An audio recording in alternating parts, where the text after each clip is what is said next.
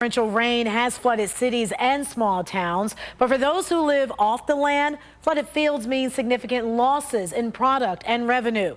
News 5's Jordan Vandenberg takes us to Ashland, where one family of farmers is wondering what's their next move. Earlier this spring, it was far too wet to even plant. And once they did plant, it is far too wet for any of those plants to actually grow. Everything you see behind me here that's underwater is a total loss. And those losses are staggering.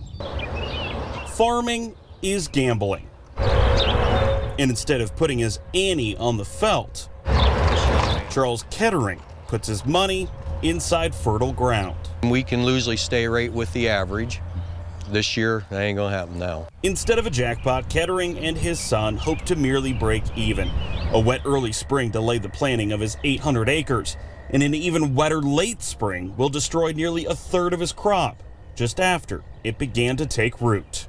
We've seen deeper water than we have right now, but it seems like they get more challenging every year as far as when they come and how long they stay. One extreme is followed by another, and I'm kind of worried about what our next extreme is. The losses could exceed 6 figures. It's not a small sum, and while crop insurance may cover some of it, it's of only a small consolation because by the time it does dry out, it may be too late in the season to replant. To help farmers like Kettering, the state has requested a disaster declaration from the U.S. government to make farmers eligible for federal assistance. Luckily, we have other things that we dabble with that it isn't a total wipeout, but it still hurts. It still hurts at the end of the year to make sure all the bills are paid. For farmers, each season is a high-stakes game of roulette. Despite part of his crop being destroyed, Kettering will always keep coming back to the table. I guess sometimes you've done it all your life, you don't know what to do different.